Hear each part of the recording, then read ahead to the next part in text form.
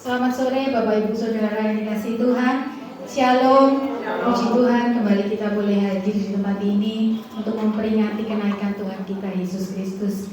Dia Allah yang naik ke surga bukan untuk meninggalkan setiap kita, tapi Dia menyediakan tempat buat saudara dan saya.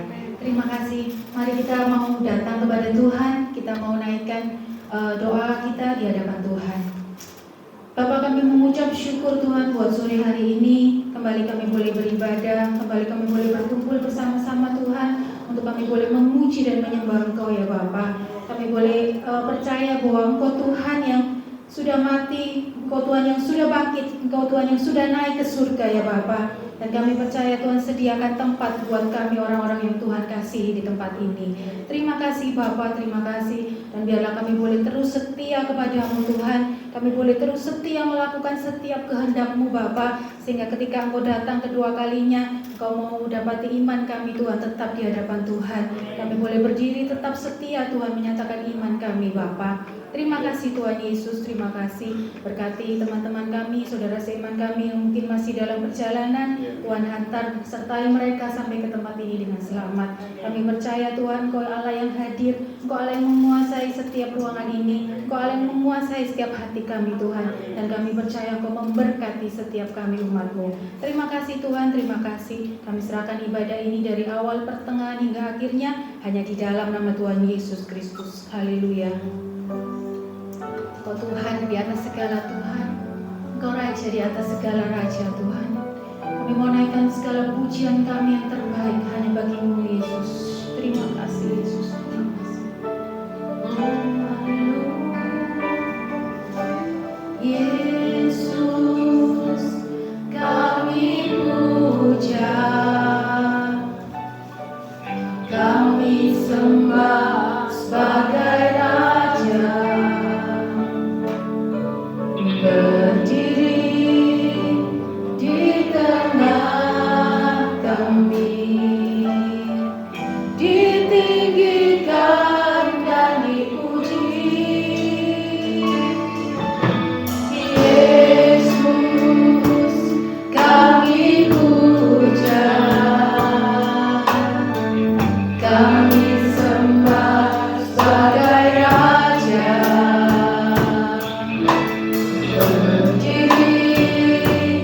Di tengah kami, ditinggikan dan dipuji. Sembah dan puji kita tahu, sembah dan puji kita tahu, sembah dan puji kita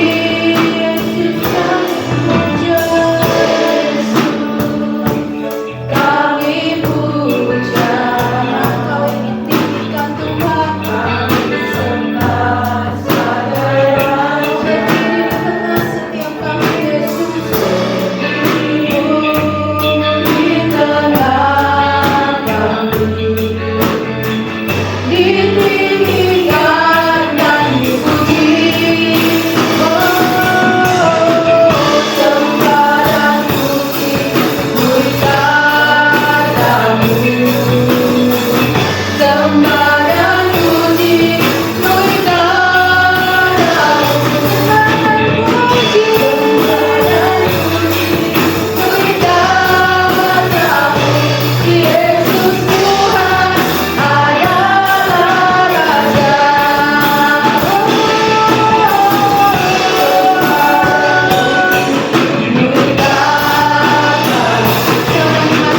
pendiri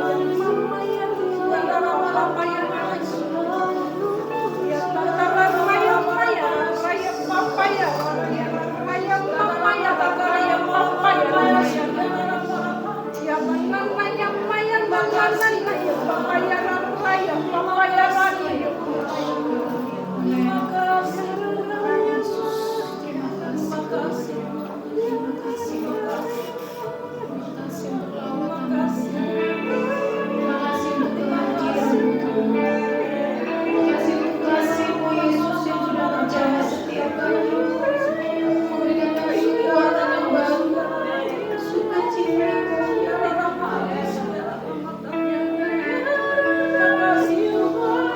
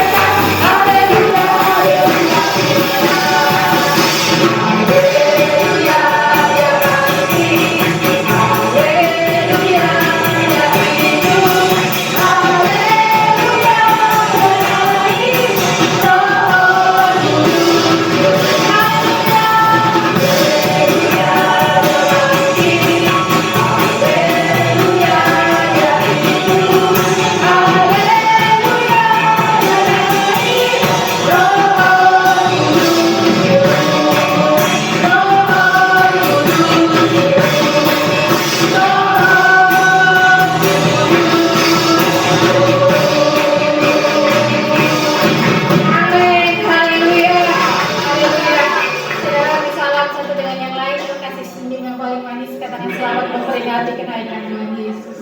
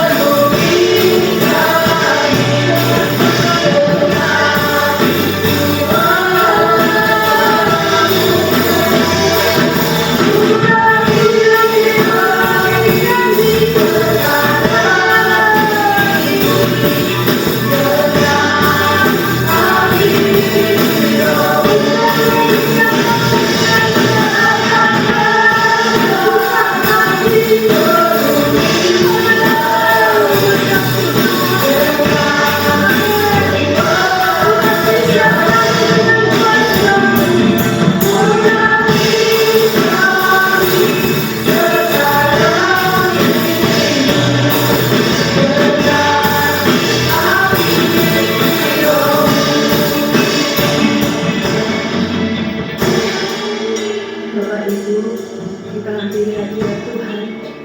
Hari ini hari yang spesial. Kita ada hari ini bukan karena kebetulan. Setiap tahun kita merayakan hari kenaikan Tuhan Yesus ke surga. Kalau kita ada sampai hari ini kemurahan Tuhan. Ingat kasih-Nya, ingat kebaikan-Nya.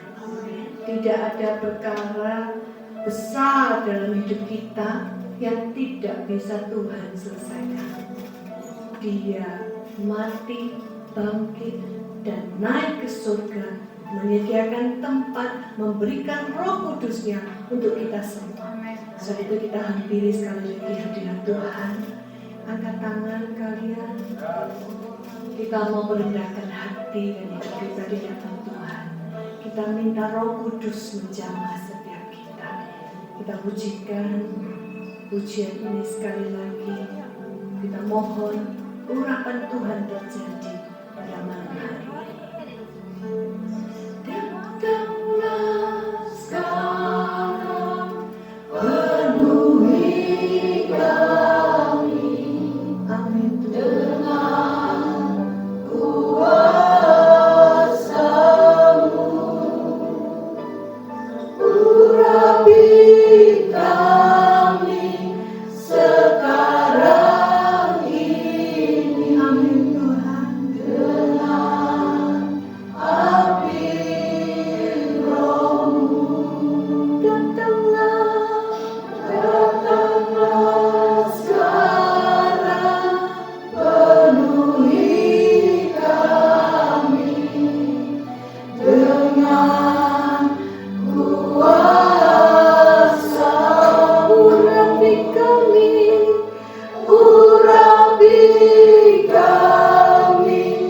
sekarang ini dengan api Roh. Kita masukkan Dia.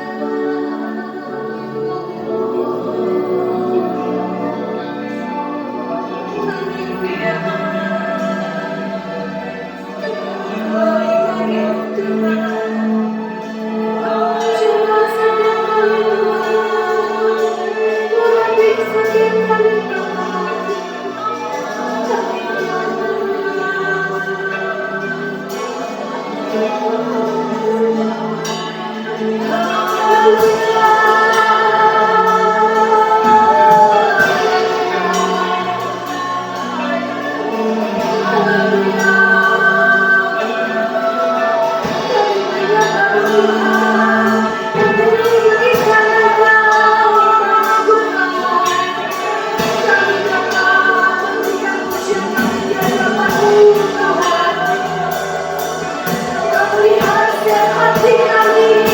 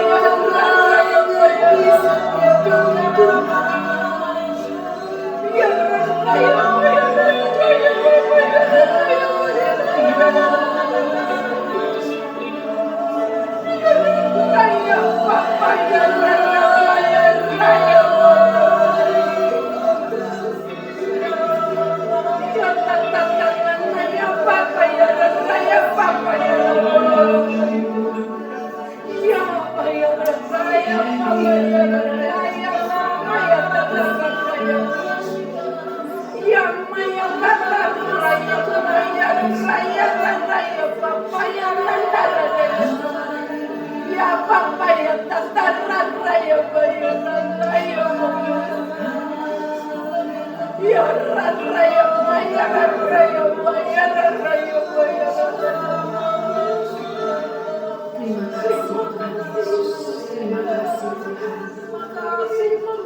Terima kasih Tuhan. Terima kasih Tuhan Yesus. Terima kasih Tuhan. Terima kasih Tuhan. Kita akan satu di dalam doa. Terima kasih Tuhan Yesus yang baik, Allah yang kami sembah, Bapa yang mengasihi kami. Hari ini kami ada di rumah Tuhan. Sekali lagi Kau beri kesempatan kami boleh ada di rumah-Mu, memperingati hari kenaikan Tuhan Yesus. Kami percaya ini bukan karena kebetulan, ada sesuatu hal yang ajaib yang Kau kerjakan dalam kehidupan kami. Kami percaya Engkau akan memakai hidup kami untuk diberkati dan menjadi berkat. Ini iman percaya kami Bapa. Apapun keadaan kami tidak akan menghalangi kuasa Tuhan bekerja di dalam hidup kami. Karena kami percaya kami dipanggil dan dipilih menjadi anak-Mu. Dan kami percaya ketika kami dipanggil dan dipilih menjadi anak-Mu, kami akan diperlengkapi dengan kuasa Roh Kudus. Kami percaya Tuhan ada kuasa di dalam hidup kami. Kami percaya ketika kami berdoa dan mengangkat tangan kami kepadamu, Engkau bekerja, mengadakan mujizat yang menjadi bagian Tuhan lakukan di dalam kehidupan kami. Terima kasih Bapa, terima kasih Tuhan. Kami sudah banyak memuji, memuliakan, mengakukan, menyembah nama-Mu yang hidup. Kami percaya Engkau ada di dalam ibadah kami. Kami percaya Engkau ada di dalam roh kami. Hidup kami dipulihkan karena nama-Mu. Terima kasih Tuhan. Dan sebentar, kalau kami akan mendengarkan sebagian daripada firman-Mu, kami percaya berkat firman-Mu Kau sudah sediakan untuk setiap kami terima.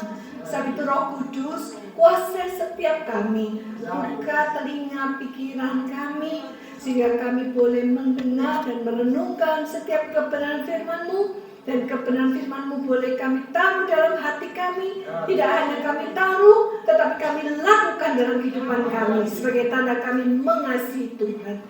Urapi sebentar hamba-Mu Bapak Gembala. Kami percaya hati Tuhan ada di dalam hidup Bapak Gembala, sehingga setiap kebenaran firman yang disampaikan menjadi isi hati Tuhan yang boleh kami dengar, kami belajar, kami boleh menjadi anak yang dikasihi Tuhan. Terima kasih Bapak. Sekali lagi urapi setiap kami Tuhan, urapi setiap jemaat-Mu, urapi hamba-Mu, bahkan setiap kami yang hadir benar-benar terima pemulihan daripada Tuhan Yesus. Pertengahan hingga akhir ibadah kami diberkati Tuhan. Hanya di dalam nama Tuhan Yesus kami sudah berdoa. Amin. Silakan duduk kembali. Silakan duduk kembali Bapak Saudara. Shalom, puji Tuhan. Hari ini kita kembali memperingati kenaikan Tuhan Yesus ke surga. Tentunya peristiwa kenaikan Tuhan Yesus ke surga adalah salah satu peristiwa yang juga perlu untuk setiap kita umat-umat Tuhan memperingatinya. Mengapa?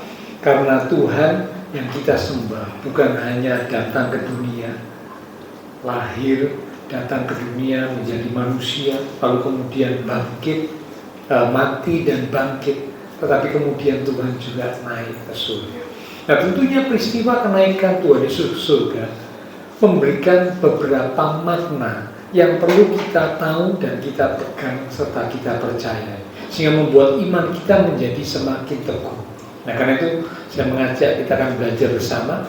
Ada beberapa makna yang perlu kita tahu ya melalui peristiwa kenaikan Tuhan Yesus ke surga yang kita peringati hari ini. Yang pertama, makna apakah yang terkandung di dalam peringatan kenaikan Tuhan Yesus ke surga? Kita buka dari Injil Yohanes pada pasal yang ketiga di ayat yang ke-13. Yohanes pada pasal yang ketiga di ayat yang ke-13. Saya akan bacakan. Demikian firman Tuhan. Tidak ada seorang pun yang telah naik ke surga selain daripada Dia, Tuhan, yang telah turun dari surga, yaitu Anak Manusia. Amin. Kalimat ini diucapkan oleh Tuhan Yesus sendiri. Ya, bukan para murid, tetapi Tuhan Yesus sendiri yang berkata bahwa tidak ada seorang pun yang naik ke surga selain daripada Dia yang telah turun dari surga. Berarti yang pertama, melalui peringatan kenaikan Tuhan Yesus ke surga, karena Tuhan memang berasal dari surga, ya, Dia turun ke dunia, ada satu misi, satu tugas yang khusus menyelamatkan manusia yang berdosa. Setelah tugasnya selesai di dunia ini, Dia kembali naik ke surga. Pembuktian yang pertama adalah bahwa Yesus adalah Tuhan Allah yang Maha Kuasa. Sekali lagi, Yesus adalah Tuhan Allah yang Maha Kuasa. Ini penting untuk kita pegang dan kita percaya. Mengapa? Karena hari-hari terakhir muncul banyak pengajaran-pengajaran yang mengatakan bahwa Yesus itu bukan Allah. Yesus itu hanya anak Allah, tetapi bukan Allah. Sehingga mereka berkata Allah yang dipercaya oleh orang Kristen itu adalah Allah Dwitunggal. Dwi itu dua, ya. Tunggal itu satu, dua yang menjadi satu, ya. Dua di dalam sebuah kesatuan, Dwitunggal, Allah Bapa dan Allah Roh Kudus. Yesus itu bukan Allah. Ada pengajaran-pengajaran yang seperti itu. Ya, nah kalau kita nggak punya iman yang teguh, kita bisa terpengaruh. Oh iya, ya. Berarti Yesus itu bukan Allah, cuma utusan anak Allah yang diperintah oleh Allah Bapa untuk menyelamatkan manusia. Tapi pribadi Yesus sendiri bukan Allah. Nah ini bahaya. Ya kalau sampai umat Tuhan tidak punya dasar iman yang kokoh, mendengar pengajaran-pengajaran yang seperti itu, akhirnya tergoyahkan imannya. Pembuktian yang pertama, melalui peristiwa kenaikan Tuhan Yesus ke surga, karena memang Tuhan berasal dari surga, maka ketika tugas di dunia sudah selesai, Tuhan kembali naik ke surga, membuktikan kepada kita bahwa Yesus adalah Tuhan Allah yang Maha Kuasa. Pegang teguh iman percaya kita, sehingga Allah kita, Allah orang Kristen, itu disebut Allah Tritunggal. Tri itu tiga, tunggal itu satu. Tiga di dalam sebuah kesatuan. Allah Bapa, Allah Anak, yaitu Tuhan Yesus, dan Allah Roh Kudus. Ya, tiga pribadi, tetapi di dalam sebuah kesatuan. Ya. Yang kedua, melalui peringatan kenaikan Tuhan Yesus ke surga, membuktikan kepada kita bahwa surga itu sungguh ada. Surga sungguh ada.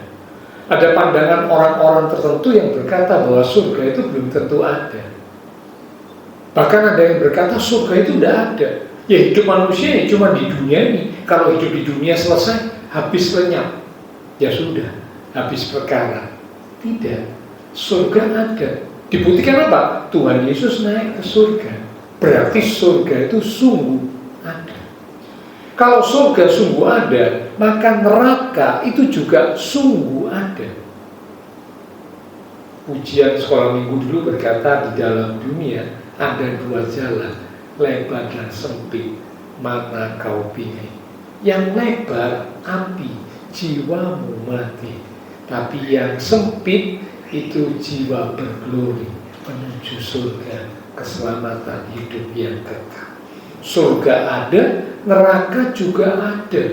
Bahkan Tuhan menyediakan tempat buat kita kalau kita tinggalkan dunia ini. Iman percaya kita kepada Tuhan membuat kita satu kali akan masuk dan menempati surga yang Tuhan sediakan. Ayo kita lihat ayatnya ya.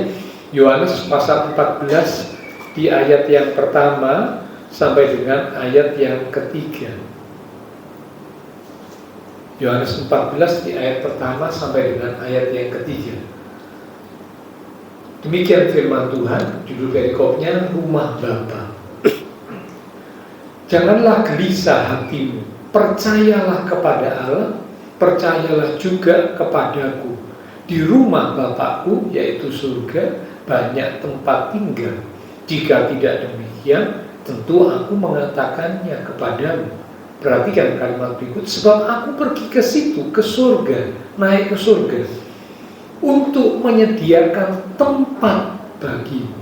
Dan apabila aku telah pergi ke situ, dan telah menyediakan tempat bagimu, aku akan datang kembali dan membawa kamu ke tempatku, yaitu di surga, supaya di tempat di mana aku berada, kamu pun berada. Jadi ternyata bukan hanya surga ada, bukan hanya neraka ada, tetapi ternyata Tuhan juga sediakan tempat untuk kita, untuk Bapak Ibu Saudara dan saya di surga. Lantainya dari emas, dindingnya dari permata. Hari-hari ini emas itu, wah, nilainya sangat luar biasa, ya, naik tinggi sekali, ya, sampai kurang lebih 3 juta, ya, satu gram, ya, itu 3 juta. Padahal dulu, ya, itu cuma sekian ratus ribu, tapi sekarang bisa naik sampai sekian, sehingga emas menjadi barang yang sangat berharga. Tapi nanti kalau Bapak Ibu Saudara saya dijemput oleh Tuhan pulang kembali ke surga, lantainya surga itu dari emas. Emas itu diinjak-injak, ya, menunjukkan bahwa sesuatu yang begitu berharga di dunia ini, di surga, itu lantainya dari emas. Berarti surga tempat yang sangat indah, disediakan buat kita, umat-umat Tuhan yang percaya dan beriman kepada Tuhan Yesus. Ya, jadi yang kedua, peringatan kenaikan Tuhan Yesus ke surga membuktikan kepada kita surga ada, neraka juga sungguh ada, bahkan Tuhan sediakan tempat buat kita di surga. Yang ketiga,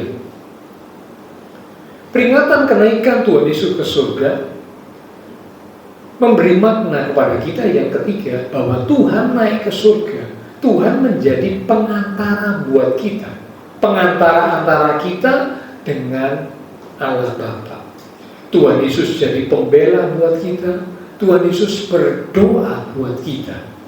Roma pasal yang ke-8 di ayat yang ke-33 sampai dengan ayat yang ke-34. Ayo kita lihat sebentar ya. Roma pasal 8 ayat yang ke-33 sampai 34.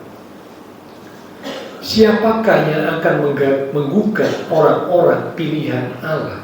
Allah yang membenarkan mereka. Siapakah yang akan menghukum mereka? Kristus Yesus yang telah mati, bahkan lebih lagi yang telah bangkit, yang juga duduk di sebelah kanan Allah, yang malah menjadi pembela bagi kita. Semua ini dalam bentuk kalimat tanya, sehingga kalau Bapak Ibu membaca, ini salah satu ayat yang kalau baca itu selalu diakhiri dengan nada yang tinggi. Karena apa? Ada tanda tanya. Tetapi kalau dibuat sebuah pernyataan, bukan pertanyaan ya, tapi menjadi pernyataan, itu kalimatnya jadi begini: orang-orang pilihan Allah tidak akan digugat. Orang-orang pilihan Allah akan dibenarkan oleh Allah.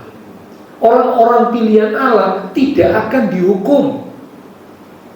Kristus Tuhan yang telah mati, telah bangkit, yang juga naik ke surga, duduk di sebelah kanan Allah, itu menjadi pembela bagi orang-orang pilihan Allah. Itulah umat-umat Tuhan itulah Bapak Ibu Saudara dan saya.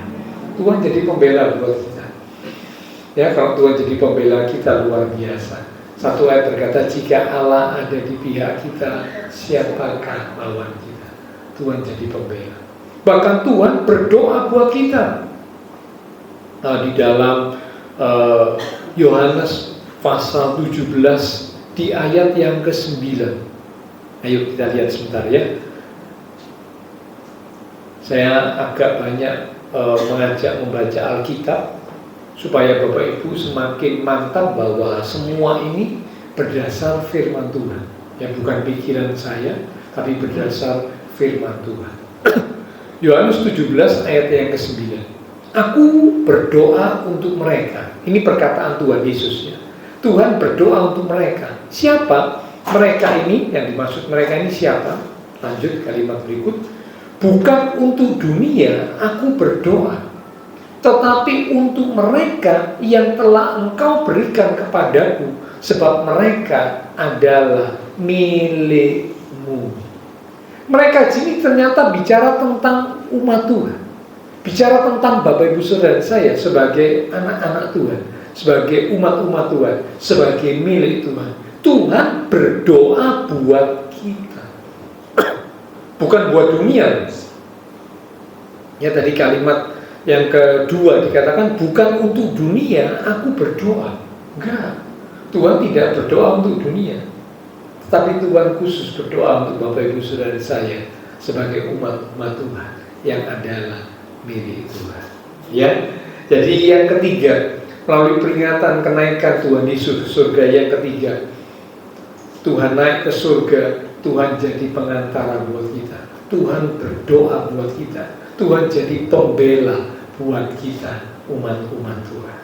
Yang keempat sekarang, melalui kenaikan Tuhan Yesus ke surga, dalam Injil Yohanes pasal yang ke-16 di ayat yang ke-7. Saya akan bacakan Yohanes pasal 16 di ayat yang ke-7. Namun benar yang kukatakan ini kepadamu, ini juga perkataan Tuhan Yesus sendiri, adalah lebih berguna bagi kamu jika aku pergi. Aku ini bicara tentang Tuhan Yesus. Jika aku pergi naik ke surga, meninggalkan dunia ini, itu lebih berguna bagi murid Tuhan. Mengapa? Sebab jikalau aku tidak pergi, penghibur itu, penghibur bicara tentang Roh Kudus, tidak akan datang kepadamu. Tetapi jikalau aku pergi, terangkat naik ke surga, kembali ke surga, aku akan mengutus dia, penghibur Roh Kudus kepadamu. Yang keempat, melalui kenaikan Tuhan Yesus ke surga, Tuhan mengirimkan, memberikan Roh Kudus kepada setiap umat-umat Tuhan. Nah, peranan Roh Kudus sangat penting. Malam hari ini saya nggak bicara tentang Roh Kudus, ya. Nanti 10 hari lagi ada peringatan Pentakosta atau Pantekosta, hari di mana Roh Kudus dicurahkan. Itu biasanya baru firman Tuhan disampaikan khusus tentang peranan Roh Kudus. Tapi yang saya mau tekankan bahwa Roh Kudus itu sangat penting. Itulah sebabnya Tuhan bilang kalau aku kembali naik ke surga, ke tata Allah, itu lebih baik, lebih berguna bagi kamu umat-umat Tuhan. Mengapa? Supaya Roh Kudus dikirimkan, diberikan, dicurahkan ke atas umat-umat Tuhan. Sebelum Roh Kudus dicurahkan, Petrus itu, ya, salah satu murid Tuhan yang suka banyak bicara. Petrus itu adalah orang yang takut, ya, penakut. Dia banyak ngomong, omongnya luar biasa, tetapi buktinya tidak ada. Menjelang waktu Tuhan Yesus mau ditangkap, ya, Petrus dengan dengan yakin berkata, sekalipun murid-murid yang lain meninggalkan Engkau Tuhan, aku sekali-kali takkan meninggalkan Engkau. Sekalipun aku harus mati, aku juga tidak akan meninggalkan Engkau. Wah, kelihatannya sebuah pernyataan yang luar biasa dari Petrus, ya, berani mati buat Tuhan. Tapi apa buktinya? Ketika Tuhan Yesus ditangkap, lalu diadili dari satu tempat ke tempat yang lain. Petrus mengikuti dari jauh. Nah, orang-orang yang di sekitar Petrus waktu melihat Petrus, loh, bukankah kamu ini pengikut Yesus yang sedang diadili itu? Petrus bilang, aku nggak kenal, aku nggak tahu siapa itu Yesus. Lalu di kali kedua bukan cuma menyangkal, Petrus menyangkal disertai dengan sumpah, bilang aku nggak kenal orang itu, aku nggak kenal Yesus. Lalu kali yang ketiga bukan cuma menyangkal, tapi juga bersumpah dan mengutuk, berkata aku tidak kenal Tuhan Yesus. Sampai 3 kali menyangkal. Padahal sebelumnya Petrus dengan yakinnya berkata aku tidak akan meninggalkan Engkau Tuhan. Tapi buktinya tidak ada. Penakut, pengecut, itulah Petrus. Tetapi ketika Tuhan Yesus terangkat naik ke surga, Roh Kudus dicurahkan, terjadi perubahan besar dalam hidup Petrus. Seorang penakut, seorang pengecut, seorang yang gampang bicara tapi tidak ada buktinya, diubahkan oleh kuasa Roh Kudus. Sehingga Petrus dengan berani memberitakan Injil. Ya, Petrus berani. Sekali dia memberitakan Injil, 3.000 orang bertobat. Ya. Dan akhir hidupnya sejarah mencatat Petrus mati sebagai martir. Martir itu maksudnya orang yang mati karena Injil, berkorban mati karena Injil, martir. Petrus mati sebagai martir. Dengan cara apa? Disalibkan dan minta disalib terbalik. Mengapa? Karena Petrus merasa aku tidak layak. Kalau aku disalibkan dengan posisi yang sama dengan guruku, aku tidak layak. Salibkan aku dengan posisi terbalik, kepalanya di bawah, kakinya di atas. Waktu disalibkan, kematian Petrus. Seorang penakut, seorang pengecut berubah menjadi seorang militan, seorang yang berani. Mengapa bisa berubah? Karena karya Roh Kudus. Mengubah karakter manusia itu bukan hal yang mudah. Karakter itu terbentuk semenjak ketika ada di dalam kandungan ibu. Ya, itu mulai pembentukan karakter itu mulai. Ya, kalau kemudian dilahirkan, bertumbuh dari bayi, lalu kemudian batita, balita, ya terus bertumbuh jadi remaja, pemuda, pemudi. Nah, itu karakter mulai terbentuk. Terbentuk mungkin dari lingkungan, terbentuk mungkin dari didikan, ajaran orang tua. Ya, karakter mulai terbentuk. Nah, karakter yang sudah terbentuk ini biasanya secara manusia sulit untuk diubah. Sulit untuk diubah. Ya, coba saja kalau Bapak Ibu perhatikan, ya, mengubah karakter seseorang itu tidak gampang. Tidak gampang. Misalkan orang yang sukanya menipu, dari kecil sudah suka menipu. Itu kalau dibiarkan terus, semakin menuju dewasa, semakin lebih lagi menipu. Mungkin dulu menipunya cuma sedikit, lama-lama bukan menipu sedikit, lama-lama menipunya lebih banyak, lebih sering, lebih besar. Mengapa? Karakternya sudah suka menipu. Nah, orang yang seperti ini kalau mau berubah jadi jujur, tidak bohong, tidak menipu, wah sulit. Karena apa? Sudah terbiasa menipu, sudah karakternya mendarah daging menipu. Orang yang karakternya misalkan ya, seperti kayak Petrus, penakut, pengecut. Nah, itu biasanya kalau sampai besar, ya terus penakut, pengecut, ngomongnya saja yang besar, tapi tidak ada buktinya. Mengapa? Karena memang penakut dan pengecut. Itu Petrus. Itu karakter. Ya, mengubah karakter manusia tidak mudah. Mungkin orang hanya bisa berubah 1 hari. Besoknya balik lagi karakter yang lama muncul. Mengapa? Karena karakter itu sudah mendarah daging dalam kehidupan seseorang. Mengubah karakter secara manusia sangat sulit. Tapi kalau kuasa Roh Kudus bekerja, karakter seseorang bisa diubahkan. Ketika Roh Kudus beracara dalam hidup seseorang, karakter orang tersebut bisa diubahkan. Contohnya ya ini, Petrus berubah total karena karya Roh Kudus. Jadi yang keempat, melalui peristiwa kenaikan Tuhan Yesus ke surga, Roh Kudus diberikan dicurahkan, dikirimkan kepada umat-umat Tuhan untuk berperan mengubah hidup umat Tuhan. Yang kelima, melalui peristiwa kenaikan Tuhan Yesus ke surga, kita buka dari Yohanes pasal 14 di ayat yang ke-12 mulai. Yohanes 14 di ayat yang ke-12 mulai. Aku berkata kepadamu, sesungguhnya barang siapa percaya kepadaku, ia akan melakukan juga pekerjaan-pekerjaan yang aku lakukan, bahkan pekerjaan-pekerjaan yang lebih besar daripada itu. Perhatikan kalimat berikut. Sebab aku pergi kepada Bapa. Kata aku pergi kepada Bapa ini bicara tentang terangkatnya Tuhan Yesus ke surga, kembali ke surga, karena memang berasal dari surga. Sebab aku pergi kepada Bapa, dan apa juga yang kamu minta dalam namaku, aku akan melakukannya, supaya Bapa dipermuliakan di dalam Anak.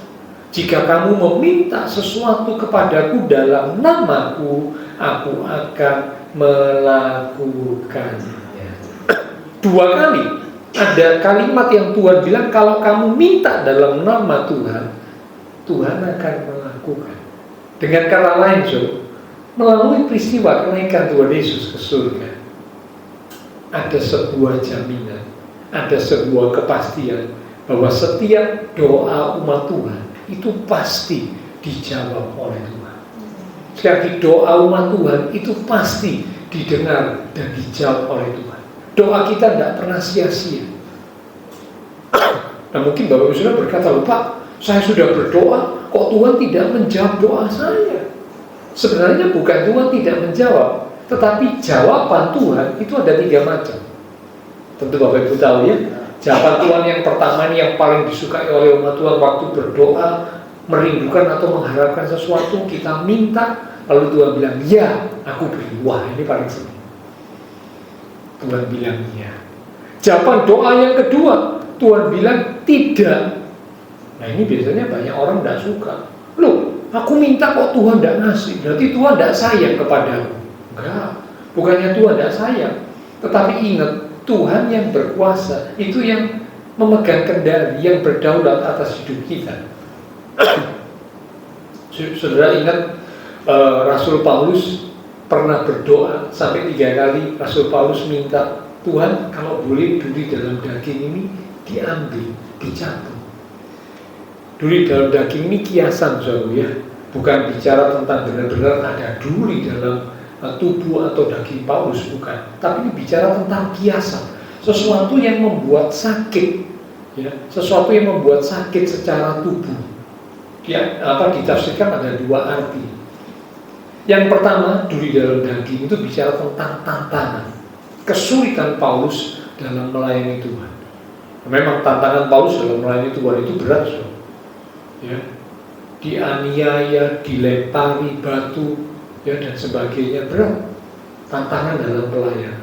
Yang kedua, tafsiran dari duri dalam daging yang kedua itu bicara tentang penyakit. Paulus punya 2 penyakit. Ada penyakit mata, gangguan pada penglihatan, rabu, sehingga nggak bisa membaca dengan jelas. Yang kedua, sakit pada lambung, pencernaan. Ya. Itu tafsiran ya tentang duri dalam daging. Yang pertama tantangan dalam pelayanan, yang kedua penyakit, entah penyakit gangguan penglihatan, penyakit mata, ataupun penyakit lambung, pencernaan.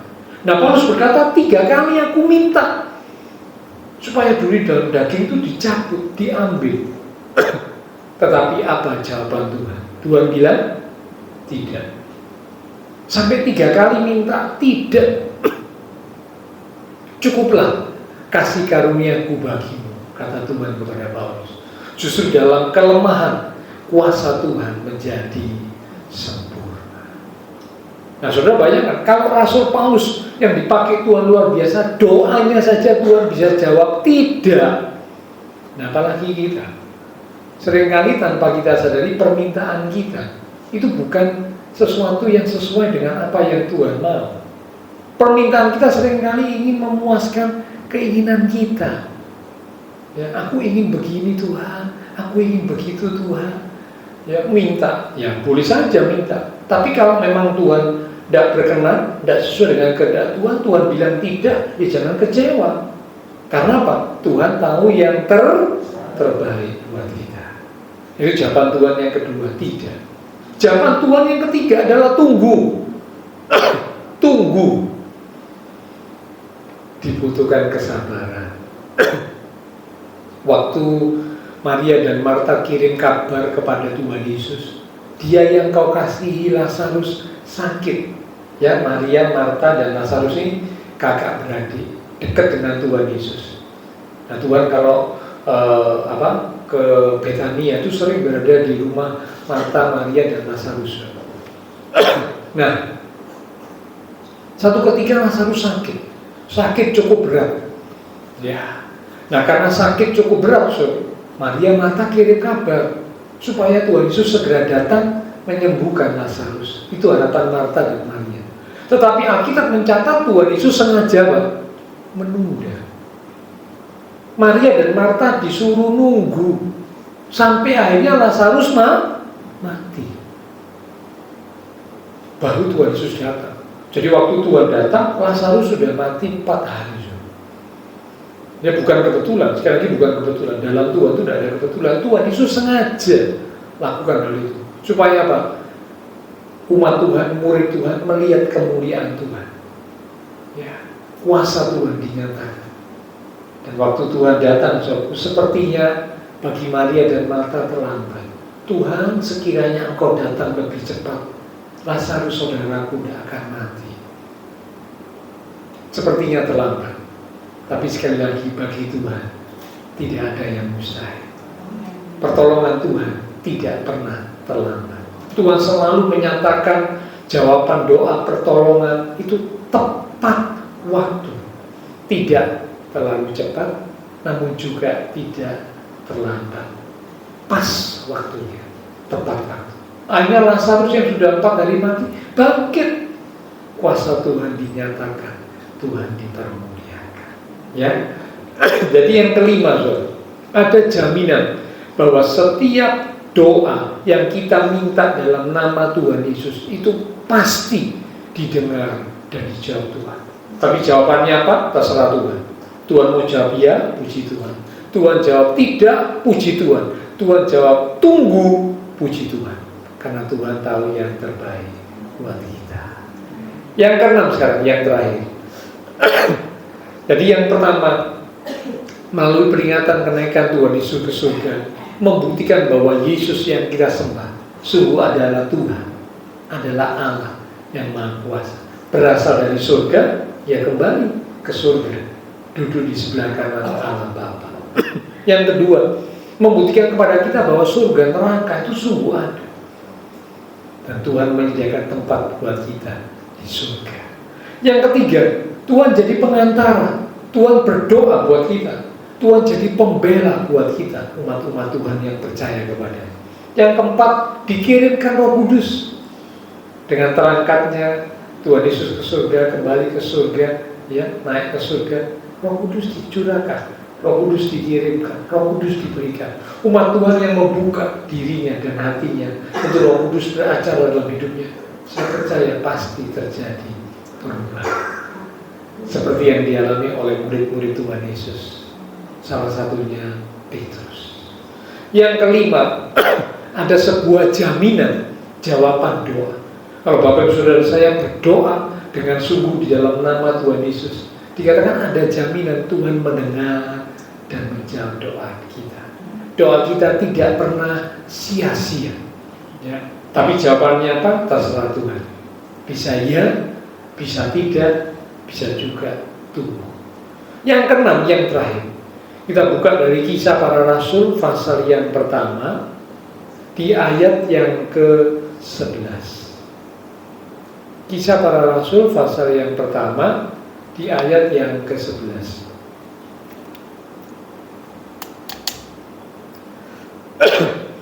Demikian firman Tuhan.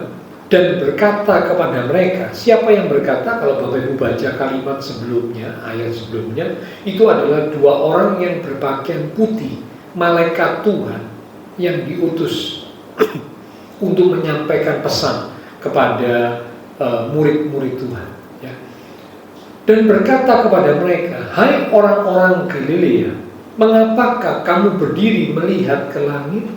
Yesus ini yang terangkat ke surga meninggalkan kamu, akan datang kembali dengan cara yang sama seperti kamu melihat dia naik ke surga." Yang keenam, yang terakhir, ya. Melalui peringatan kenaikan Tuhan Yesus ke surga, mengingatkan kita bahwa satu saat nanti Tuhan Yesus akan datang kembali. Ya, karena itu malaikat yang diutus itu ngomong Yesus ini, bukan Yesus yang lain, tapi Yesus yang terangkat naik ke surga ini. Yesus ini, dia akan datang kembali untuk menjemput kamu. Karena ada banyak orang yang pakai nama Yesus, banyak. Ya, banyak di kota tertentu, negara tertentu ada orang-orang yang namanya Yesus, ada. Ya, jadi akan lebih baik kalau Bapak Ibu menyebut dengan lengkap Tuhan Yesus atau Yesus Kristus, itu lebih baik, ya, lebih baik. Karena kalau cuma Yesus bahaya. Memang kita pasti kalau berdoa dalam nama Yesus, ya Yesus Tuhan kita. Tapi kalau sebutannya cuma Yesus, kadang-kadang orang bisa berasumsi Yesus yang mana. Ya, nah ini dua malaikat berkata Yesus yang ini, bukan Yesus yang lain. Ya, Tuhan Yesus akan datang kembali pada kali yang kedua untuk menjemput umatnya. Itu memang belum terjadi, menjemput secara massal, tetapi menjemput satu persatu sudah terjadi. Buktinya ada keluarga kita, teman seiman kita, ya, yang satu persatu sudah dipanggil pulang oleh Tuhan. Panggilan Tuhan sudah datang, Tuhan sudah menjemput, ya, untuk pulang kembali ke rumah Bapa di surga. Rumahnya sudah selesai, tugasnya sudah selesai. Nah, kita yang masih hidup, tugasnya belum selesai. Ada yang harus kita lakukan untuk kemuliaan Tuhan, untuk memuliakan Tuhan. Nah, karena itu dikasih kesempatan hidup, ya. Nah, Tuhan pasti akan datang kembali.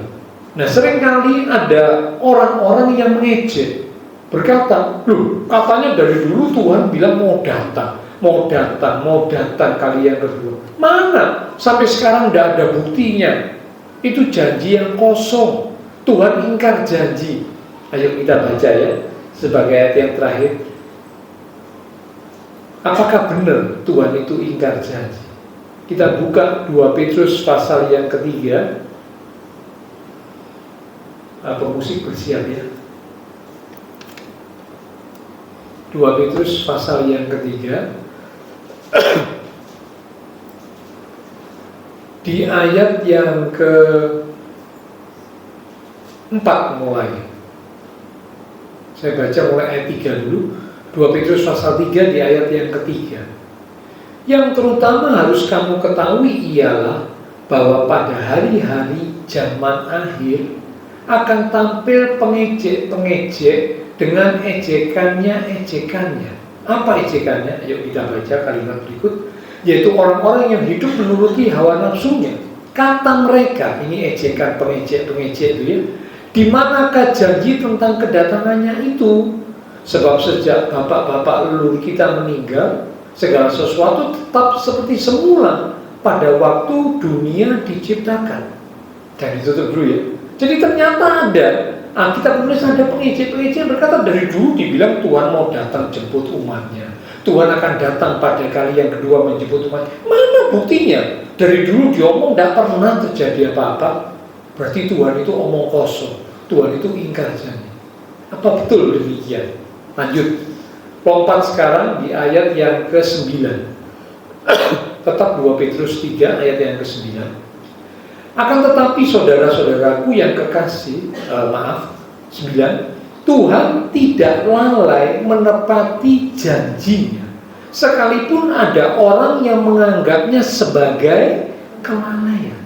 Tetapi ia sabar terhadap kamu, karena ia menghendaki supaya jangan ada yang binasa, melainkan supaya semua orang berbalik dan bertobat. Tegas ini berkata Tuhan tidak lalai. Sekalipun ada orang yang mengejek berkata, mana buktinya? Tuhan bilang mau datang dari dulu, nggak ada kejadian apa-apa. Pengejek berkata demikian. Dan mungkin Bapak Ibu Saudara sudah pernah mendengar orang-orang ada yang berkata seperti itu. Dengan tegas ayat 9 berkata, Tuhan tidak lalai menepatinya. Sekalipun ada orang yang menganggap, oh Tuhan lalai. Enggak, Tuhan tidak lalai. Kalau sampai hari ini, ya, Tuhan belum datang kali yang kedua untuk menjemput umatnya secara massal, secara bersama-sama. Mengapa? Karena dikatakan kalimat berikut, Tuhan sabar, Tuhan ingin, Tuhan rindu supaya jangan ada yang binasa. Tuhan rindu supaya semua orang berbalik dan bertobat. Jadi kalau sampai hari ini Tuhan Yesus belum datang kali yang kedua menjemput umatnya, silakan bermusik. Itu bukan karena Tuhan lalai, tapi pintu kesempatan masih dibuka supaya orang yang belum bertobat, orang yang belum percaya boleh datang dan percaya kepada Tuhan Yesus. Waktunya masih ada, kesempatannya masih ada, pintu kesempatan masih dibuka supaya boleh datang kepada Tuhan Yesus, supaya mereka boleh diselamatkan. Itulah sebabnya mengapa Tuhan belum datang pada kali yang kedua. Dia rindu supaya banyak orang, bahkan kalau bisa semua orang berbalik dan bertobat. Ya, jadi Bapak Saudara, hari ini melalui peringatan kenaikan Tuhan Yesus ke surga, setidaknya ada 6 hal yang Tuhan sampaikan buat kita. Makna di balik kenaikan Tuhan Yesus ke surga. Yang pertama, Yesus yang kita sembah adalah Tuhan Allah yang Maha Kuasa. Yang kedua, surga neraka sungguh ada. Bahkan Tuhan sediakan tempat buat kita di surga. Yang ketiga, Tuhan menjadi pengantara, berdoa buat kita, menjadi pembela buat kita. Yang keempat, dikirimkan Roh Kudus berperan untuk mengubah hidup manusia. Yang kelima, ada jaminan jawaban atas setiap doa umat Tuhan. Kalau kita berdoa, Tuhan jawab, Tuhan dengar, Tuhan jawab. Tapi jawabannya apa? Terserah Tuhan. Lalu yang keenam, yang terakhir, pasti Tuhan akan datang kembali untuk menjemput kita. Seperti Tuhan terangkat naik ke surga, Dia akan datang kembali untuk menjemput kita, umat-umatnya. Kita akan responi firman Tuhan yang sudah kita terima. Silakan pelayan mimbar mari di depan. Lewat satu pujian kita katakan,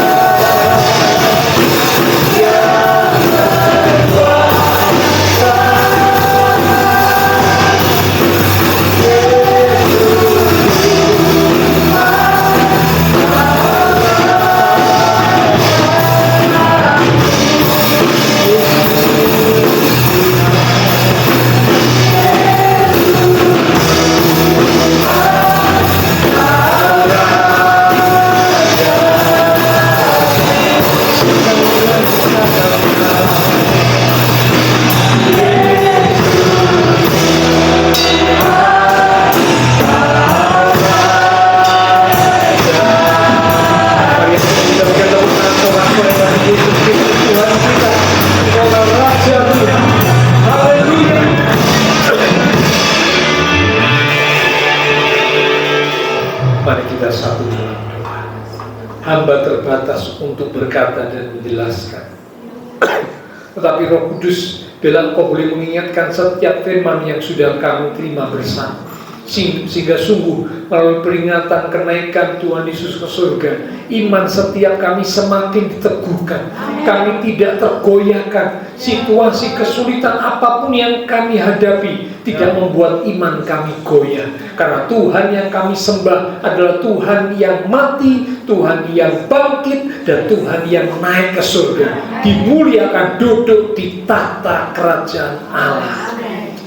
Karena itu biarlah kami sungguh percaya, bahkan kami menaruh iman pengharapan kami sepenuhnya hanya kepada Yesus Tuhan Allah dan Raja kami. Terima kasih Tuhan Yesus, terima kasih. Hamba berdoa Tuhan memberkati setiap umat-umat-Mu ya Tuhan, diberkati iman rohani, diberkati keluarga rumah tangga, diberkati usaha pekerjaan, diberkati studi sekolah, diberkati kesehatan kami, bahkan diberkati masa depan kami. Semua yang sudah melayani, persembahan yang dipersembahkan, apapun yang dilakukan setiap umat Tuhan, karena mengasihi Tuhan Allah sumber segala berkat akan memberkati kembali dan memakai hidup kami untuk kami boleh lebih lagi berkarya bagi Tuhan untuk kemuliaan Tuhan. Kami berdoa memberkati bangsa negara kami Indonesia, pemimpin-pemimpin bangsa kami, kota kami Surabaya, demikian juga tetangga lingkungan sekitar gereja Tuhan. Memberkati setiap jemaat Tuhan yang berulang tahun sepanjang minggu ini. Dalam melalui pertambahan usia yang Tuhan beri, membawa setiap umat-Mu semakin dekat Tuhan, semakin mengasihi Tuhan, semakin sungguh-sungguh di dalam Tuhan. Terima kasih Tuhan, terima kasih. Kami berdoa buat teman-teman seiman kami yang tidak bisa hadir. Tuhan menilik melawat setiap mereka, untuk mereka-mereka yang sakit, Indah yang sakit, dan juga teman-teman seiman kami yang lain yang sakit. Lewat tempat ini kami satukan hati dan iman kami. Bila kuasa Tuhan ajaib menjamah, berikanlah kekuatan, kesehatan, kesembuhan di dalam nama Tuhan Yesus. Oleh bilu Tuhan Yesus, teman-teman seiman kami yang sakit disembuhkan, yang lemah dikuatkan, yang susah dihiburkan. Bahkan mungkin ada yang sedang menghadapi masalah tantangan, dengan iman yang teguh mereka tetap percaya, berserah dan bersandar kepada Tuhan, menantikan Tuhan dengan keyakinan bahwa Tuhan pasti menyatakan pertolongan tepat waktu. Bahkan beberapa teman seiman kami juga ada yang bepergian, lindungi sertai mereka sampai kembali dengan selamat. Terima kasih Tuhan. Setelah selesai ibadah, kami akan berpisah satu dengan yang lain, kembali ke aktivitas kami, kembali ke keluarga rumah tangga kami. Biarlah segala berkat, anugerah, damai, sukacita yang melimpah dari Allah Bapa Surgawi, kasih Tuhan Yesus Kristus, persekutuan dengan kuasa Roh Kudus akan terus memimpin, menuntun langkah kehidupan setiap kita. Itu terus menyertai kita sekalian mulai malam ini sampai Maranatha Tuhan Yesus datang kembali. Di dalam nama Tuhan Yesus Kristus, semua yang percaya diberkati Tuhan. Mari bersama dengan iman kita berkata amin. Tuhan berkati kita sekalian, sampai berjumpa di hari